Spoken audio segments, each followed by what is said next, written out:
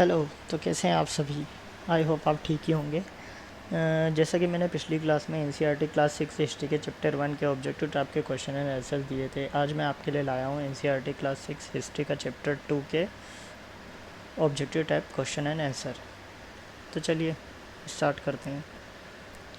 First है, किन पुरास्थलों से मनुष्य के आर्किटेक्ट खान संग्रह होने का प्रमाण मिलता है? तो किन से मिलता है? कुरनुल गुफाओं से और भीमगढ़ बेटका और हुस्की से। ठीक है। सेकेंड है, निम्न में से कौन से पुरास्थल नवपाषाणिक पुरास्थल में आते हैं? तो कौन कौन से आते हैं? एक तो बुर्ज होम आता है, महागढ़ा आता है, मेहरगढ़ आता है, कोल्डी हवा आता है और दाऊजली हेडिंग आता है। ठीक है। नेक्स्ट है, कुरनूल और हुस्की की गुफाएं किस नदी के किनारे स्थित है? किस नदी के किनारे स्थित है? तुंगभद्रा। अगला है, भीमबेटका किस नदी के किनारे स्थित है? किस नदी के किनारे स्थित है? नर्मदा नदी के किनारे। ठीक है। नेक्स्ट हम देखते हैं, पत्थरों के औजार के निर्माण में प्रयोग लाई जाने वाली तकनीकों को क्या कहा जाता था? मतलब जिनसे पत्थर के औजार बनाए जाते थे उस तकनीक को क्या कहते थे? दबाव शल्क तकनीक। इंग्लिश में इसे बोलते हैं प्रेशर फ्लेकिंग। ठीक है। नेक्स्ट है, राख के अवशेष किस पूरा पाषाण स्थल में मिलते हैं? तो कुरनुल की गुफाओं में। अगला है, दक्षिण भारत के विशाल पाषाण खंड की बनी हुई समाधियों को किस काल के लिए गया था? किस काल में लिया गया था? तो कौन सी काल में लिया गया था? महापाषाण काल में लिया गया था। नेक्स्ट है, मानव सभ्यता के आरंभिक काल को कितने भागों में बांटा गया है? तो इनको 3 भागों में बांटा गया है। किसमें? पूरा पाषाण काल, मध्य पाषाण काल और नवपाषाण काल। ठीक है। नेक्स्ट है, कौन सा पूरा स्थल शैल चित्रकला के लिए जाना जाता है? तो कौन सा जाना जाता है? भीमबेटका। और ये कहाँ पर स्थित है? मध्य प्रदेश के रायसेन जिले में स्थित है। ठीक है। नेक्स्ट है, किस काल के औजारों को माइक्रोलिथ या लघु पाषाण कहा जाता था? तो किनको कहा जाता? मध्य पाषाण युग के काल को कहा जाता था। हुस्गी कहाँ स्थित है? कर्नाटक में। और यहाँ के पुरापाषाण युग के कई अवशेष मिले। यहाँ से क्या है, जो पुरापाषाण काल में जित अवशेष मिले हैं पुरापाषाण काल के, और यहाँ के औजार चूना पत्थर से बनाए जाते थे। ठीक है। नेक्स्ट है, शुतुरमुर्ग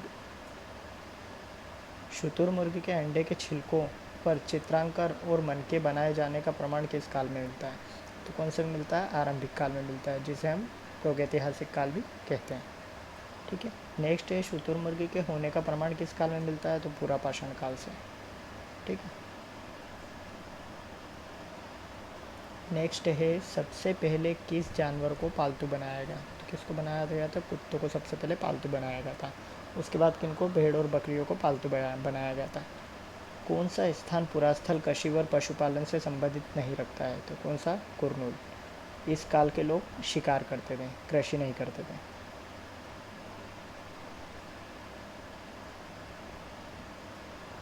नेक्स्ट है, कौन से स्थान पूरा स्थल कृषि व पशुपालन से संबंधित है? कौन कौन से हैं? मेहरगढ़ है, चिरांद है, दाऊजली हेडिंग है और कोल्डी हवा है। ठीक है। नेक्स्ट है, गड्ढों के नीचे घर बनाने की प्रक्रिया को क्या कहा जाता था? तो इसको गर्तवास कहा जाता था। और ये गर्तवास कहाँ से प्राप्त हुए थे? इस प्रकार के घर बुर्ज-होम पुरास्थल से प्राप्त हुए थे, जो कहाँ पर स्थित है? कश्मीर में वर्तमान में। ठीक है। यहाँ के लोग इस प्रकार के घरों को ठंड से बचने के लिए प्रयोग क्या करते होंगे? और यहाँ के घरों में झोपड़ियों के अंदर और बाहर, मतलब घर की झोपड़ियाँ जो रहती थी उनके अंदर और बाहर दोनों जगह आग जलाने के स्थान मिले हैं। तो इससे हम ये अंदाज़ा लगा सकते हैं कि ये लोग प्रायः मौसम के अनुसार खाना अंदर या बाहर बनाते होंगे। नेक्स्ट है, किस काल के औजार को अधिक पेना करने के लिए उन पर पॉलिश चढ़ाई जाती थी? तो नवपाषाण युग के। पेना करना मतलब उस औजार को तीखा करने के लिए। ठीक है।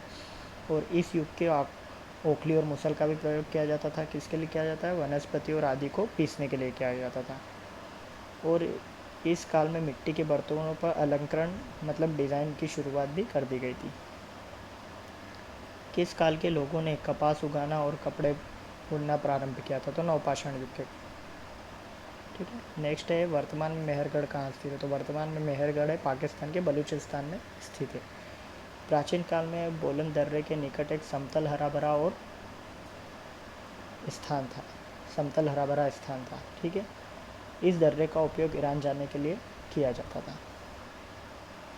नेक्स्ट है, किस स्थान की कब्रों में मृतकों के साथ कुछ सामान भी रखा जाता था? तो मेहरगढ़ की कब्रों में। ये कहाँ पर मिली है? मेहरगढ़ को कब्रों में हमें क्या मिला है कि कुछ कब्रों के साथ बहुत से मतलब उनके खाना पीने का सामान और उनकी जो पसंदीदा चीज़ रहती थी उसको भी रखा जाता था, क्योंकि इन लोगों का मानना ऐसा था कि मृत्यु के बाद भी जीवन होता है।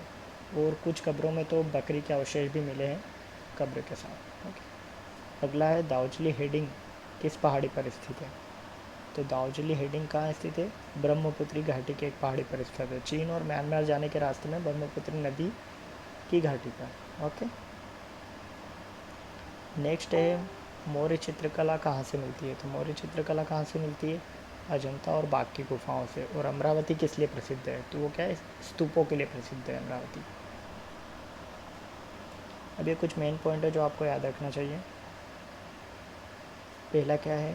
पूरा पाषाण काल की शुरुआत कर 20 लाख वर्ष पूर्व से 12,000 वर्ष पूर्व हुई थी, ठीक है। मध्य पाषाण काल की 12,000 वर्ष पूर्व से 10,000 वर्ष पूर्व।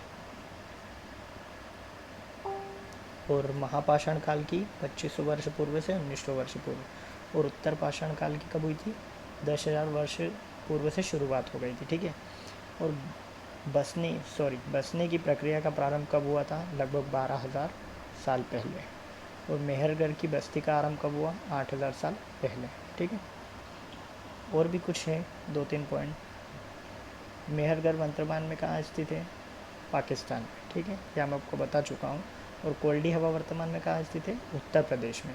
और चिरांद वर्तमान में कहाँ? बिहार में स्थित है, ठीक है। थैंक यू वीडियो देखने के लिए, एंड इसे लाइक एंड सब्सक्राइब करना ना भूलें। और मैं इन दोनों का PDF और ये लिंक मैं डिस्क्रिप्शन बॉक्स में दे दूँगा, तो आप वहाँ से इसे डाउनलोड कर सकते हैं। और आगे आने वाले समय में हम रीजनिंग और CSET के जो कुछ टॉपिक्स हैं उनको भी कवर करेंगे। और मैं आने वाले समय में डेली जीके और GS और GA तीनों अपडेट भी करूँगा। Okay, thank you.